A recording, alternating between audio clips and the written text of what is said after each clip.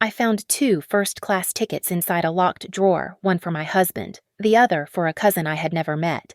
My 16-year-old son saw them, but he did not look surprised. He just smiled and whispered, "Mom, it is finally time." That night, I did not shed a single tear. I simply opened my laptop and began removing every brick from the empire he thought he owned. My name is Mallory Quinn, and in the polished, salt-sprayed enclave of Redwood Harbor, I am known primarily as an accessory. To the local elite, I am the silent 34-year-old wife of Graham Pierce, the man who supposedly revitalized the region's shipping logistics. They see a woman who arranges flowers and smiles at the right decibels. They do not see the woman who actually owns the ground they are standing on. Our home reflects this curated facade. It is a sprawling modern estate of glass and steel that overlooks the Pacific, beautiful but utterly devoid of warmth. Inside, my 6-year-old daughter, Lila, plays with her dolls in a designated playroom that is soundproofed to keep her joy from disturbing Graham's calls. She is safe and loved, the only burst of genuine color in this gray world. Then there is Noah, at 16. My son has skipped the rebellious phase entirely. Instead, he has adopted a watchful silence that mirrors my own. He does not play video games. He watches his father. Graham believes he is a titan of industry. He walks through our front door with the swagger of a man who conquered the market through sheer charisma. He has no idea that the tough negotiations he wins are actually pre-approved agreements I secured months ago through my father's trust. The vendors do not lower their prices because they fear Graham. They lower them because my signature is on the collateral guarantees. I control the back doors, the capital injections, the insurance adjusters, the legal retainers. I let Graham wear the crown because a king is a distracted target. The cost of this charade is most evident during our monthly fundraising galas. The house fills with guests drinking vintage champagne. And my mother-in-law, Vivian Pierce, holds court. She is a woman made of hairspray and malice.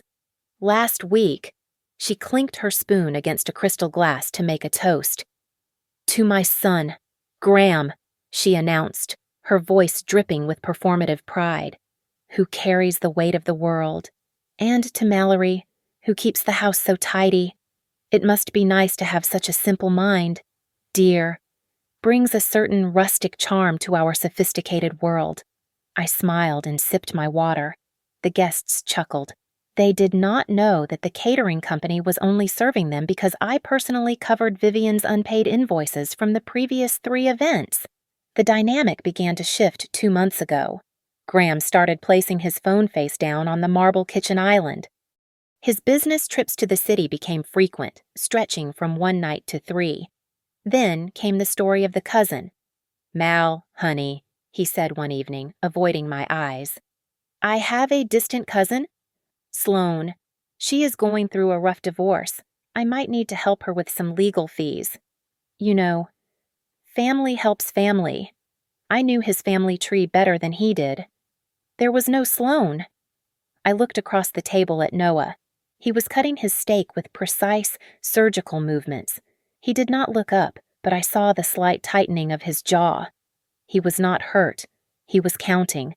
It was the look of a predator waiting for the prey to expose its throat.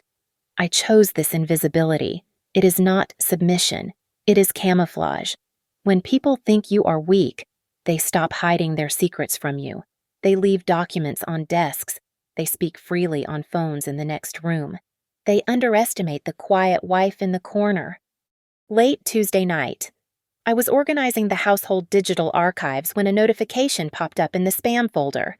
It was a faint preview line, barely legible. "Airline invoice first class, confirmation."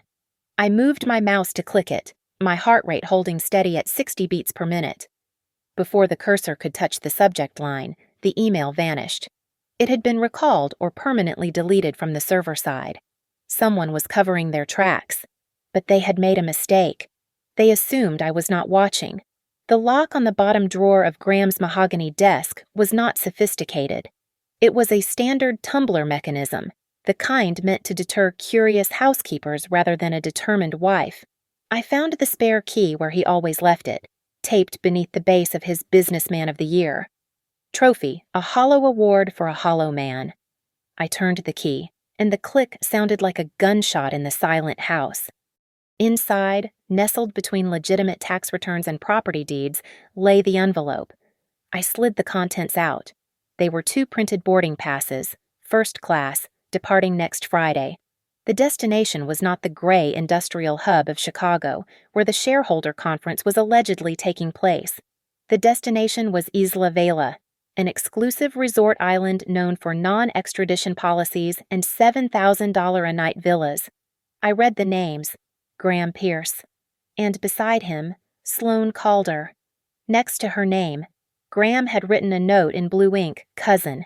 It was underlined twice, as if he needed to force the lie into his own brain before he could sell it to the world. I pulled out my phone and opened the family calendar app. The dates matched perfectly. For next weekend, Graham had blocked out shareholder conference in red. But for Lila, Noah, and me, he had entered a different event. Visit Grandma Vivian, Ohio. It was a structural lie. He was shipping us off to the freezing Midwest to be tormented by his mother while he sipped rum on a private beach with his lover. I did not throw the papers. I did not scream. I laid the tickets flat on the desk. I took 3 high-resolution photos, one of the destination, one of the names, one of the handwriting. I opened my encrypted cloud storage app and moved the files into a folder I had named Recipes. It sat innocently between chicken marsala and lemon tart. If Graham ever looked, he would see only a domestic wife planning dinner, not an adversary building a case. Mom, I thought you might have seen them too. The voice came from the doorway. I spun around, my hand hovering over the drawer. Noah stood there, leaning against the door frame. He was not wearing his usual headphones. His face was pale, but his eyes were dry and focused. He walked into the room, his socks silent on the plush carpet. He looked at the open drawer, then up at me. There was no judgment in his gaze, only a terrifying recognition. You knew? I asked, my voice barely a whisper. I heard him on the phone last night. Noah said, his voice cracking slightly before he steadied it. He was in the garage. He thought the insulation would block the sound. He said, once this trip is done, everything belongs to me. The words hung in the air, cold and heavy. Graham was not just having an affair. He was planning a coup. He intended to strip us of everything. Noah reached into the pocket of his hoodie and pulled out a small, silver USB drive. He held it out to me. I did not know how to tell you, Noah said. But if you want the truth, I saved some scraps for you. I looked at my son. For years, I worried that Graham's narcissism would crush him. I worried Noah was withdrawing from the world because he was broken. I was wrong. He was not withdrawing. He was preparing. He was standing right beside me in the trenches. I took the USB drive and squeezed his hand. It was the only comfort I allowed us. Then, I turned back to the desk. I placed the tickets back in the envelope.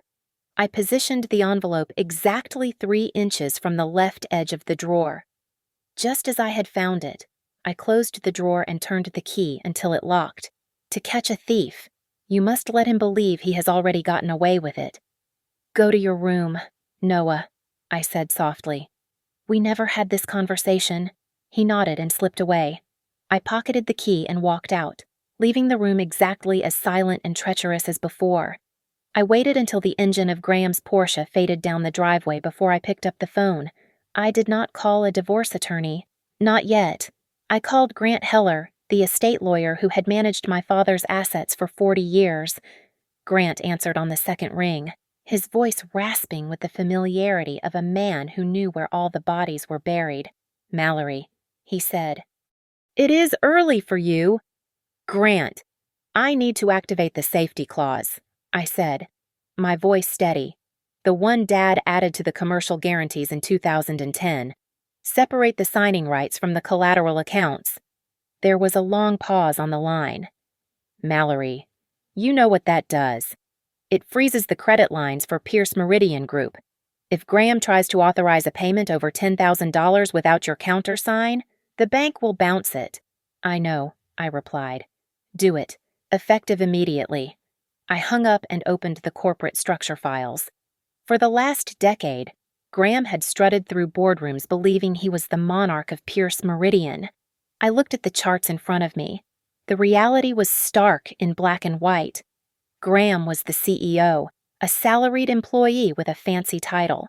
The controlling interest, 51% of the voting shares, was held in the Quinn family trust. My trust. His power did not come from his brilliance. It existed entirely because I allowed my signature to remain on the bottom line. The door creaked open. Noah walked in, holding his laptop. He placed it on the desk without a word and clicked play on a file. The audio was grainy, clearly recorded from a distance, perhaps through a car window. Sloan. She is not just a relative. Graham's voice came through the speakers, boastful and arrogant. She is a partner, the only one who understands the vision. Once we secure the voting rights, we are gone. Noah looked at me, his eyes dark. He tells people she is a cousin, but on the phone, he calls her a partner. Thank you, Noah, I said. Send that to the secure drive. I needed to tighten the noose. I opened my email and drafted a message to the head of internal audit. I requested a random compliance check to be scheduled for next Thursday, the exact day Graham planned to fly to Isla Vela. He would have to choose between missing his flight or explaining why the CEO was absent during a mandatory federal audit. Next, I dialed the number for our largest logistics vendor, a man named Carl who managed our shipping fleet. Mrs. Pierce, Carl said, sounding surprised. Carl, I am reviewing the books. I lied smoothly. Hypothetically, if my personal guarantee was withdrawn from the fuel accounts today, how would that impact operations? Mrs. Pierce, please tell me you are joking, Carl stammered. You are the only one keeping us afloat. The bank would call our loans in 24 hours. Besides, we have been taking payment instructions from Ms. Calder for over 2 years now because she said you approved the new routing. My blood ran cold. Ms. Calder. Yes, Sloan Calder. She sends the invoices from a consulting firm. We pay her. She pays the fuel. It is unusual, but Graham said it was for tax efficiency. It was not tax efficiency. It was embezzlement. For 2 years, my husband had been funneling company money to his mistress under the guise of logistics. I thanked Carl and ended the call. The urge to destroy Graham instantly was overwhelming, but I forced myself to breathe. If I crashed the company today, 300 innocent employees would lose their jobs. I could not burn the house down while people were still sleeping inside. I had to dismantle it brick by brick. I opened the airline website again. The 2 first-class tickets for Graham and Sloan were still there, confirmed and waiting. I selected the same flight. I purchased a 3rd first-class seat, right across the aisle from them. I entered the passenger name Mallory Quinn. I looked at the confirmation on the screen. I had no intention of getting on that plane. I was not going to chase them. The ticket was a placeholder. I needed that seat empty so that when the time came, the person who actually boarded would be the last person on Earth Graham wanted to see. I printed the receipt and filed it away. The trap was set. Now, I just had to wait for him to walk into it. The charity gala hosted by my mother-in-law, Vivian Pierce, was less about philanthropy and more about a competitive display of net worth. The ballroom was suffocating with the scent of lilies and expensive perfume. I stood by the champagne tower, wearing the midnight blue gown Graham had selected for me because he said it made me look appropriately decorative. Vivian stood in the center of the room, clutching the arm of a woman I recognized instantly from the stolen photographs. Sloan Calder was beautiful in a sharp, predatory way. She wore a backless red dress that was entirely too bold for a family gathering, yet Vivian paraded her around like a trophy. "Everyone, I want you to meet Sloan," Vivian announced, her voice carrying over the string quartet. "My distant niece from the East Coast. It is such a tragedy about her divorce, but family must support family." I walked over to them. I kept my face open and warm, the perfect picture of the welcoming wife. In my hands, I held a small velvet-wrapped box. "Welcome to Redwood Harbor, Sloan," I said, extending the gift. "Graham mentioned you were coming. I hope this helps you feel at home." Sloan looked surprised. She took the box and opened it to reveal a vintage silk scarf, one from my own collection. It was a gesture of submission, or so it seemed. "Oh, thank you," Sloan said, her smile tight. "This is very kind." "It is the least I could do," I replied softly. "I was trying to place you on the family tree. Are you from the branch that settled in Boston or the ones who moved down to Savannah?" It was a trap. There was no Savannah branch. Sloan hesitated for a fraction of a second. "Savannah," she lied smoothly. "Though it has been years since I visited." I felt my phone buzz in my clutch. I glanced down discreetly. It was a text from Noah, who was standing by the dessert table, looking bored in his tuxedo. The text read, "She does not know great-grandpa's name," and the Savannah branch died out in the 50s. I looked up to find Graham joining our circle. He placed a hand on the small of my back, a gesture that looked possessive to the audience but felt like a warning to me. "I see the girls are getting along," Graham boomed, attracting the attention of the nearby investors. "Mallory is great at the soft stuff. She worries about the throw pillows and the children. I handle the strategy and the real world." "Right, darling." A ripple of laughter went through the group. It was a public humiliation, designed to put me in my place. I did not flinch. I did not look down. Instead, I scanned the room. The chief financial officer laughed the loudest, throwing his head back. The mayor looked away, clearly uncomfortable with the casual misogyny. I memorized every face. I noted who enjoyed the cruelty and who merely tolerated it. They were sorting themselves into lists of future witnesses and accomplices. Then I saw it. Sloan raised her hand to tuck a strand of hair behind her ear, and the light caught her wrist. She was wearing a Patek Philippe watch with a rose gold bezel. It was a limited edition. I remembered it clearly because Graham had looked at that exact model in a catalog 3 months ago and told me we could not afford it due to market volatility. Apparently, the market was stable enough for his mistress. Suddenly, Noah was beside us. He had moved silently through the crowd.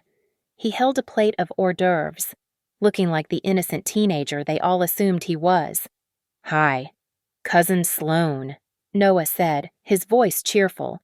"I like your watch." "Thank you, Noah," Sloan said, her confidence faltering slightly under his direct gaze. "I was just wondering," Noah continued, tilting his head.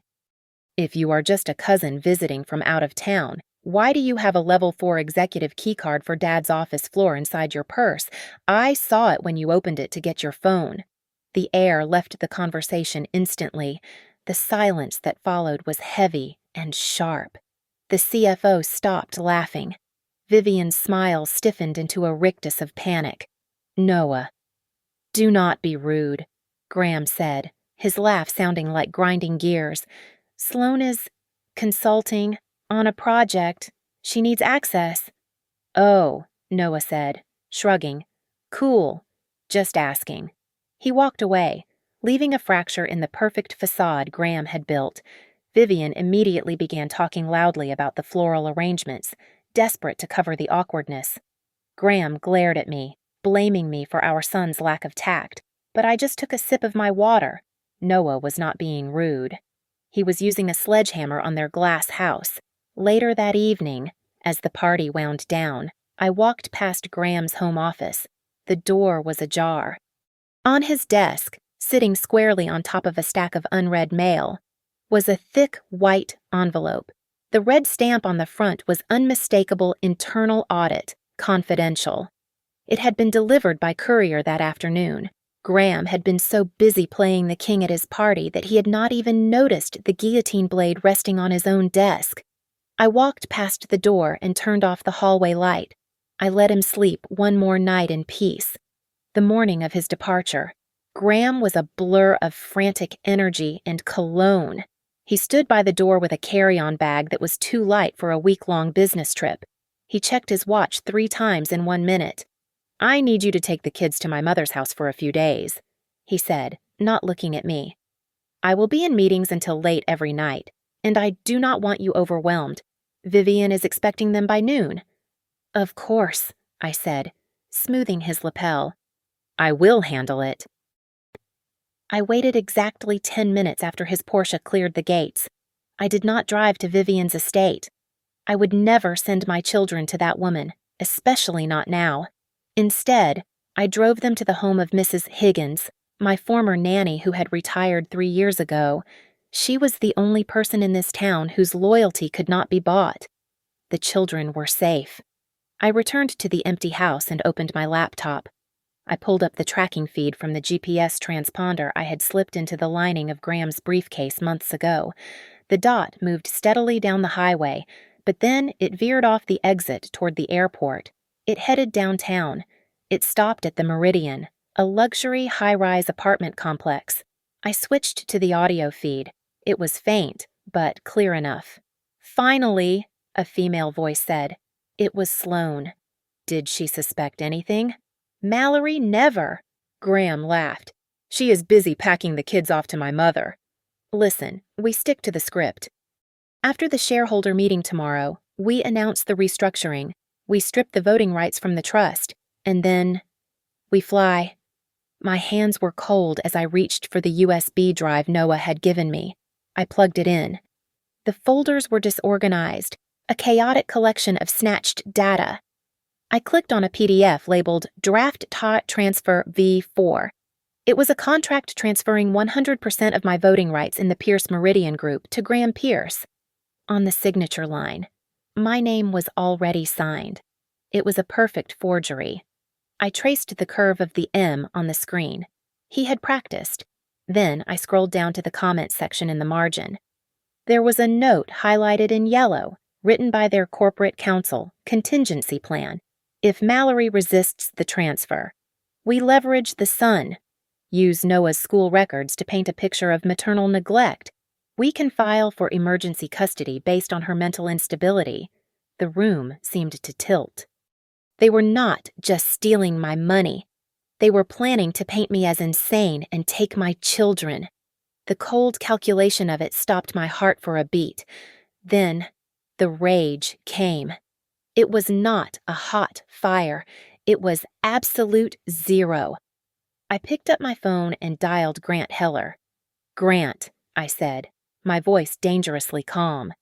"I am sending you a file. It is a forgery of my signature and a conspiracy to commit custody fraud. I want forensic handwriting analysts on standby." And Grant, "Prepare the defamation suit. They are going to try to call me crazy." "I will bury them, Mallory," Grant replied. I hung up and felt a presence behind me. Noah had come back into the room. I had not heard him enter. He looked small in his oversized hoodie, but his eyes were old. "Mom," he started, his voice trembling. I got close to her because I had to. I heard them talking in the study. They said you had no real power. They said you were just a placeholder." He was shaking. He had carried this burden alone, thinking he had to protect me from the truth. I stood up and pulled him into a hug. I held him tighter than I ever had. "Look at me, Noah." He pulled back, wiping his eyes. "You do not have to be the adult anymore." I told him firm, "You did your job. You were brave. But the game has changed. From this moment on, I am not a placeholder. I am the one holding the demolition switch." I sat back down at the computer. I opened my email and composed a message to Graham. I kept it short. Subject: safe travels, have a wonderful trip. Darling, do not forget the tickets. I hit send. Let him think I meant the tickets he was holding. He would not realize until it was too late that I was talking about the price of admission he was about to pay. The summon from Vivian came at 2 o'clock in the afternoon. She framed it as a desire to have a quiet chat between mother and daughter, but the moment I stepped into her solarium, the air felt thin and sharp. The room was filled with orchids that looked more waxen than alive. Vivian sat in her high-backed wicker chair, a document resting on the glass table before her. "Sit down, Mallory," she said, gesturing to the seat opposite her with a hand heavy with diamonds. "We need to discuss the future. With Graham traveling so much, the family needs stability. I had the lawyers draw up a temporary power of attorney. It just allows Graham to handle the trust assets without bothering you with the details." I looked at the paper. It was not temporary. It was a surrender. "I do not understand," I said, pitching my voice to sound small and confused. "I always sign whatever he sends." "Yes, but you are so fragile lately," Vivian said, smiling with her teeth but not her eyes. "Graham needs a partner who is robust, someone sharp. He needs an equal. You met Sloane. She has such a head for business. Graham deserves to be around that kind of energy." "Do you not agree that he deserves the best?" She was not just asking for my signature. She was telling me I was being replaced. She was rewriting my history before I had even left the room. I decided to give her exactly what she wanted. I let my shoulders slump. I stared at my hands and forced a tremor into my fingers. I blinked rapidly until my vision blurred with moisture. I just want him to be happy," I stammered, letting a tear slip down my cheek. "I feel so overwhelmed." Vivian leaned forward, the predator scenting blood. She pushed the pen toward me. "Then sign, dear," she cooed, her voice dropping to a conspiratorial whisper. "Sign it, and you will be at peace. You can rest, and, well, at least you will not have to be embarrassed by what the newspapers print next week." I froze. My hand hovered over the paper. The mask almost slipped. "Newspapers?" I asked, my voice barely audible. "Oh, you know how cruel the press can be," Vivian said, waving a hand dismissively. "Rumors about your mental state. It would be a shame if everyone knew you were unfit. But if you sign, we can protect you. We can send you away somewhere quiet before the stories break." The realization hit me like a physical blow. They were not just planning to steal my money. They had a media strategy. They were going to announce my mental breakdown to the world to justify the theft. It was a social execution. I picked up the pen. I scribbled a shaky, illegible scrawl that looked nothing like my legal signature. I dropped the pen as if it were too heavy to hold. "Thank you, Vivian," I whispered. I need to go." I walked out of the house with my head down, but the moment the heavy oak door clicked shut behind me, I straightened my spine. I got into my car and drove 2 blocks before pulling over to the curb. My hands were gripping the steering wheel so hard my knuckles were white. I was not sad. I was cold. I was ice. My phone buzzed. It was Noah. "Mom, I am ready." I stared at the screen. My 16-year-old son was ready to go to war for me. It broke my heart more than Vivian's cruelty ever could. I typed back immediately. "No, you just need to be safe." I threw the phone onto the passenger seat and drove straight to Grant Heller's office. I did not cry. There was no room for tears. "I need to lock it all down, Grant," I said as I walked into his conference room. "Full custody protective order. Asset freeze triggered by any unauthorized transfer attempts, and I want to file a preemptive affidavit regarding my mental health, certified by 3 independent doctors." Grant looked at me, his face grim. "They are going to play dirty, Mallory?" "I know," I said. "That is why I am building a wall they cannot climb." We spent 3 hours signing documents. By the time I left, I had turned myself into a fortress. Before I went home, I sent one final email. It was addressed to the board of directors of the Pierce Meridian Group. It was marked strictly confidential. Subject: urgent risk assessment, potential signature forgery, and conflict of interest. I did not name Graham. I did not name Sloan.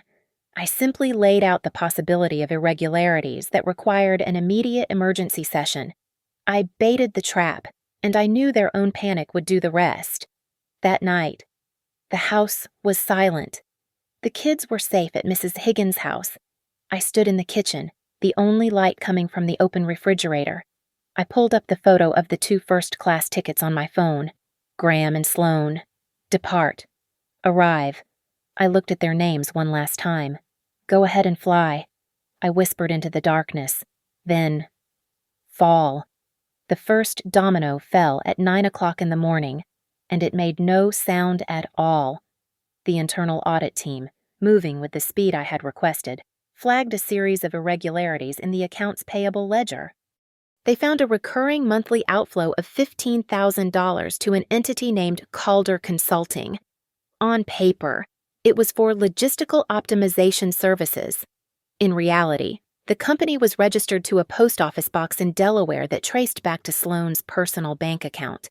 I did not wait for the report to be finalized. I picked up the phone and called our primary lender. "This is Mallory Quinn," I said, my voice crisp. "I am formally withdrawing my personal guarantee from the 2 revolving credit lines attached to the Pierce Meridian Operational Fund. Effective immediately." It was a surgical strike. The company did not collapse instantly, but the safety net vanished. Within an hour, the bank froze the overdraft protection. The finance department panic began. I watched the chaos from my remote access. Graham was in his office, frantically shouting at the chief financial officer. "It is just a market fluctuation," Graham yelled, his voice cracking. Tell them it is a clerical error. I have a flight to catch tomorrow." He hung up and immediately dialed Sloan. I listened to the intercept. "Ignore the noise," Graham hissed into the phone. "The old man at the bank is just twitching. We stick to the plan. Once the meeting is done, we announce the restructuring and we leave. Just be at the airport." He thought he was escaping to paradise. He had no idea I was curating the passenger list. I logged into the airline portal one last time. I purchased a 3rd first-class ticket. I did not buy it for myself. I bought it for Elias Thorne, the company's head of compliance. I sent the itinerary to his personal email with a note. "Mr. Thorne, I believe you will find the passengers in seats 2A and 2B very interesting regarding your current investigation.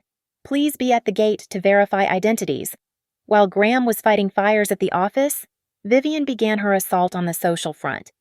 She started making calls to the board wives, her voice dripping with faux concern. "It is just so sad," I heard her say on a voicemail she left for the chairman's wife. "Mallory is unwell. We are worried she might be a danger to herself. Graham is trying to hold it all together, but the poor man is exhausted."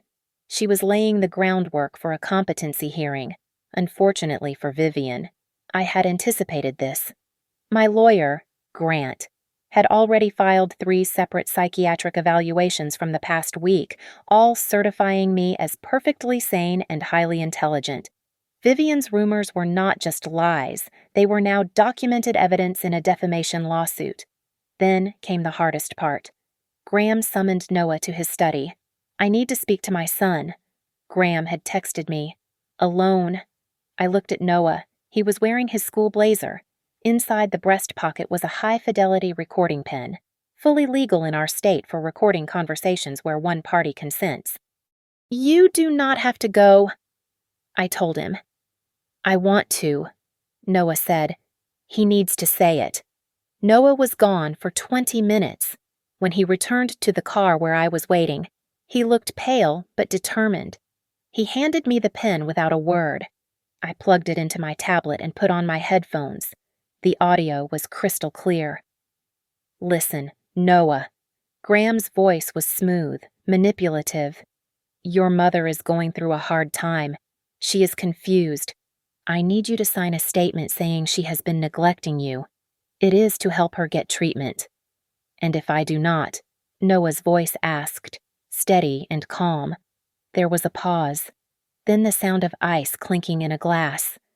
If she does not cooperate? Well, Graham said, his tone darkening. You are a smart kid. You know who the court will believe.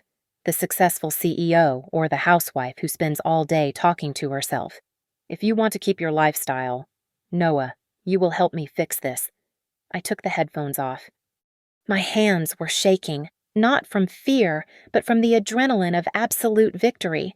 He had just threatened a minor and admitted to conspiring to frame me. He thinks he won, Noah said, looking out the window. He lost, I replied. He just does not know it yet. I forwarded the audio file to Grant. 10 minutes later, a generic notification rippled through the corporate server. It was a leaked memo from the compliance office, sent to the entire board of directors. Urgent internal investigation open regarding potential CEO conflict of interest and embezzlement via third-party vendors. Board action recommended prior to fiscal year close. The shareholders started calling. The questions began.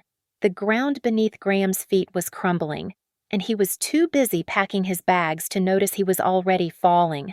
The emergency board meeting convened at 9 o'clock in the morning, exactly 4 hours before Graham's scheduled flight to Isla Vela. Graham sat at the head of the mahogany table, checking his watch with theatrical impatience. He believed this was a formality, a minor annoyance before his victory lap. He greeted the directors with his usual charming arrogance, completely unaware that the floor had already been removed from beneath his chair. Let us make this quick, Graham said, drumming his fingers on the leather binder. I have a plane to catch. Strategic expansion waits for no one. The double doors opened. I did not enter as Mallory the wife. I walked in wearing a tailored charcoal suit that cost more than Graham's car. I carried nothing but a single folder. Grant Heller walked beside me. The room fell into a heavy, confused silence. The chairman of the board looked from me to Graham. What is she doing here? Graham asked, his laugh nervous. Mallory, honey, this is high-level business. Go home. She is home. Mr. Pierce, Grant said, his voice dry and authoritative. And you are sitting in her chair. Grant placed a document in the center of the table. This outlines the true ownership structure of Pierce Meridian Group. 51% of all voting shares are held by the Quinn Family Trust. Mrs. Pierce is the sole trustee. The proxy document you submitted last week transferring these rights, it is a forgery. Graham stood up, his face flushing red. That is insane. She signed it.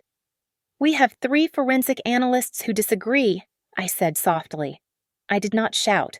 I did not need to. I pressed a button on the remote. The projector screen descended behind Graham. A high-resolution image appeared. It was the photograph of the 2 first-class tickets. Graham Pierce, Sloane Calder. Destination Isla Vela. You told the board you were going to Chicago for a logistics summit, I said. There is no summit in Chicago today. There is, however, a very expensive villa reserved in your name on a non-extradition island. Before Graham could sputter a lie, the side door opened. Security escorted Sloane Calder into the room. She looked impeccable in a business suit, but her eyes were darting around the room like a trapped animal. I am just a consultant, Sloane stammered, clutching her purse. I am here to explain the logistics efficiency program. Ms.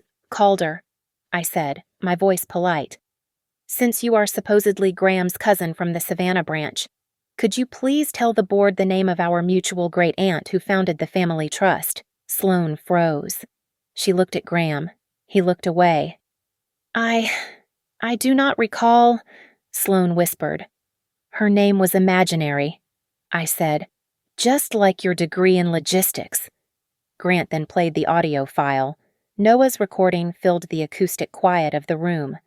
Graham's voice, clear and cruel, echoed off the walls.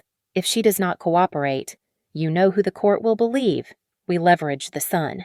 The silence that followed was absolute. The directors looked at Graham with a mixture of disgust and fear. They were not looking at a CEO anymore. They were looking at a liability. I move to suspend Graham Pierce from all executive duties pending a full federal investigation, the chairman said, his voice flat. Seconded, the CFO said, not even looking up from his notes. Motion carried, the chairman said. Security, please escort Mr. Pierce and his contractor from the building. Their keycards have already been deactivated. Graham tried to speak, but the words died in his throat. He looked at me, searching for the submissive wife he had ignored for a decade. He found only a mirror reflecting his own ruin. He was led out in silence. It was clinical. It was cold. It was justice without the theatrics. My phone rang as the door closed. It was Vivian. I answered on speakerphone, letting the remaining board members hear the hysteria. "How dare you!" Vivian screamed, her voice distorting with rage. "You ungrateful little—" "You are ruining the family name. Do you have no honor? Honor is not found in the volume of your screaming, Vivian." I replied calmly, "It is found in the truth." I hung up. Graham did not go home. He did exactly what a guilty man would do. He took a taxi straight to the airport, hoping to use his ticket before the system caught up. He made it to the first-class check-in counter. He handed over his passport with a trembling hand. The agent typed his name, smiled professionally, and then stopped. Her brow furrowed. "I am sorry, Mr. Pierce," she said. "I cannot print your boarding pass." "Why not?" Graham demanded, sweat beading on his forehead. "I paid for it."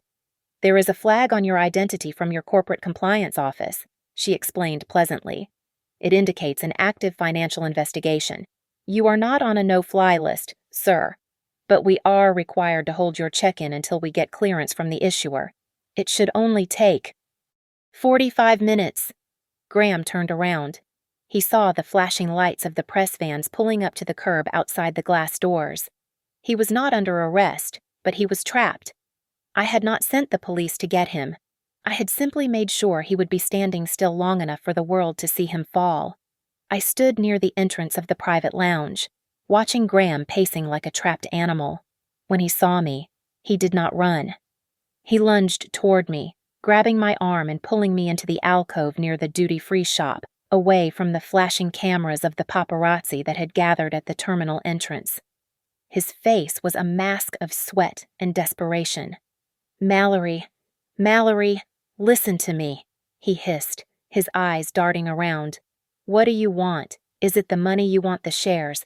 Take them. I will sign over the whole portfolio. Just call off the dogs. Tell them it was a misunderstanding." I looked at his hand on my sleeve, then up at his face. I felt nothing. No love, no hate, just a profound sense of clarity. I reached into my purse and pulled out a single sheet of paper. "I do not want your money, Graham," I said calmly. "I already have the money. This is a custody agreement. It grants me full legal and physical guardianship of Noah and Lila. It stipulates that visitation is at my sole discretion based on the best interests of the children.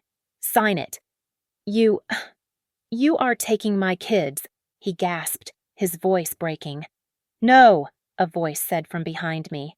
"She is saving us." Graham froze. Noah stepped out from behind the security pillar where he had been waiting with my bodyguard. My son looked his father in the eye, his posture straight, his hands steady. "Noah," Graham breathed. "Son, you know I did this for us, for the legacy." "Stop," Noah said, cutting him off. "I knew Mom was not weak. I knew exactly what she was capable of. I was just waiting for you to show who you really are. And you did." Before Graham could respond, the glass doors of the lounge opened.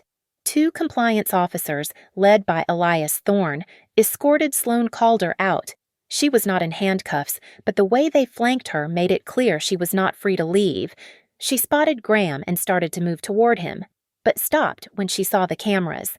She pulled out her phone, her fingers trembling as she dialed. "Vivian." "Pick up, you old hag," she muttered, panic rising in her voice. "Pick up But Vivian Pierce did not answer. The woman who had introduced Sloane to society had severed the connection the moment the news broke. Sloane stared at the phone, realizing that the social safety net she thought she had climbed into was actually a trap door. "You destroyed the company," Graham accused me, turning back with a snarl.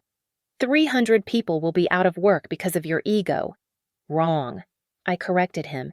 "I did not destroy the company. I removed the cancer." "The board has already approved my motion to utilize the emergency reserve fund, the one my father set up to guarantee all employee salaries for the next 12 months while we restructure. The only people losing a paycheck today are you and Sloane." Graham's face crumbled. He looked around, searching for an exit, for an excuse. "It was her," he shouted, pointing a shaking finger at the airport entrance where a commotion was starting. "It was my mother. She manipulated me. She said you were weak. She said I needed someone stronger. I was pushed into this—" "You were not pushed, Graham," I said, my voice cold steel. "You walked." At that moment, the automatic doors slid open and Vivian Pierce marched in. She was not there to save her son. She was surrounded by her own lawyer and a publicist, perfectly coiffed for the cameras. She walked straight up to the police line, ignoring Graham entirely. "I am shocked and appalled," Vivian declared to the press, her voice practiced and theatrical. "To think that this woman, this Sloane Calder, could dupe my son so thoroughly we welcomed her as family, and she was nothing but a con artist." Sloane's head snapped up. The betrayal was the spark that ignited the powder keg. She broke away from the compliance officers and stepped right into the glare of the news lights. "Duped!" Sloane screamed, her composure shattering. "You are the one who hired me. You told me Graham was bored. You said you needed a cousin with the right pedigree to replace the boring wife. I have the emails. Vivian, I have the bank transfers from your personal account to Calder Consulting." The cameras flashed wildly, capturing the implosion of the Pierce dynasty in real time. Vivian gasped, clutching her pearls, but the venom in Sloane's voice rang true. They were eating each other alive. I stepped away from the alcove. I walked past Graham, who was slumped against the wall, defeated. I walked past Vivian and Sloane, who were screaming accusations at one another. I stopped in front of the bank of microphones that had been set up near the security checkpoint. The noise died down. The reporters leaned in. I looked directly into the lens of the main camera. "I remained silent for many years because I thought silence would protect my family," I said, my voice clear and unwavering. "But silence only protects the guilty. Today, I speak for the truth." I turned and walked away, holding Noah's hand, leaving the wreckage behind us. There was nowhere left for them to run. The emergency hearing took place in a conference room that smelled of stale coffee and expensive anxiety. It was a joint session between the civil arbitration panel and the corporate compliance officers. I laid the evidence out on the glass table one piece at a time, the forged signature on the voting proxy, the audio recording of Graham threatening to weaponize a custody battle, the forensic accounting trail linking the logistics budget to Sloane's consulting firm. Graham sat slumped in his chair. He looked smaller than I had ever seen him. His lawyer whispered frantically in his ear, but Graham just stared at the table. He knew there was no way out. By noon, he had signed the separation agreement. It was brutal and necessary. He was forced to resign from all executive positions immediately. He had to liquidate his personal portfolio to repay the company for the unauthorized funds. And, most importantly, he signed a strict media clause. If he ever mentioned my name or the children's names to the press in a negative light, he would face financial ruin so absolute he would never recover. Sloane was not even present.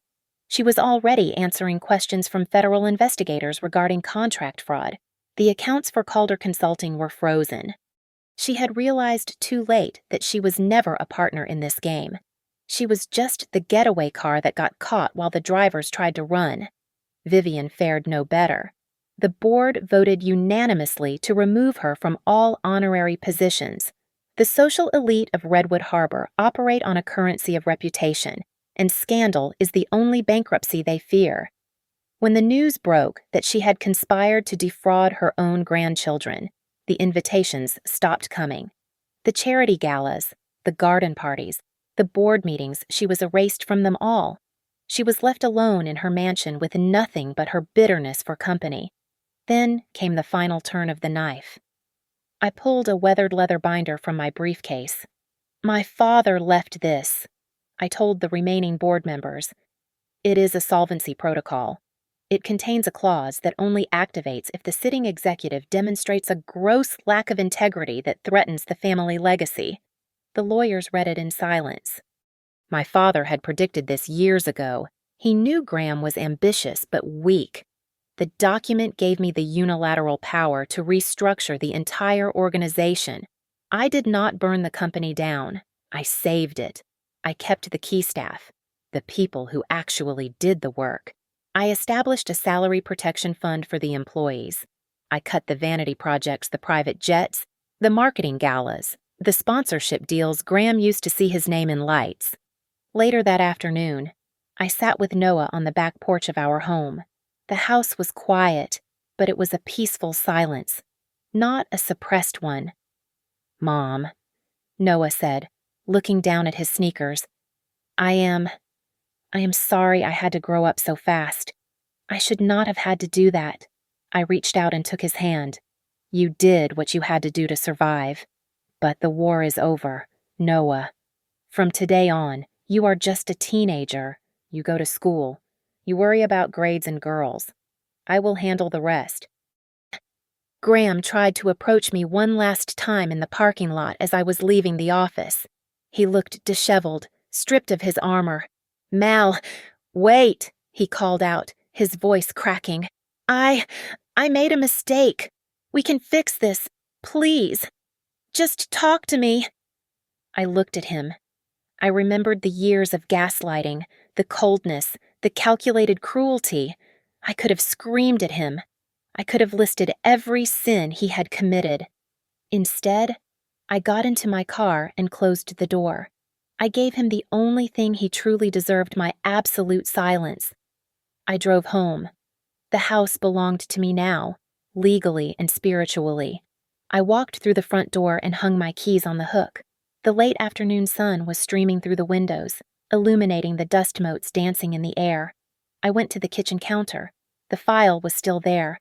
I opened it and took out the printout of the first-class ticket. Graham Pierce, Isla Vela, one way. It was crinkled and stained with coffee rings. I looked at it for a long moment. Then, I tore it in half, then in quarters. I dropped the pieces into the recycling bin. I did not feel sad. I did not feel angry. I just felt light. I did not need a piece of paper to prove I was worth something anymore. I was the architect of my own life, and for the first time in 10 years, the foundation was solid. Thank you so much for listening to this story. I would love to hear where you are tuning in from, so please leave a comment down below and share your thoughts on Mallory's revenge. If you enjoyed this story, please make sure to subscribe to the Victoria Revenge Stories channel, like this video, and hit that hype button to help this story reach even more listeners.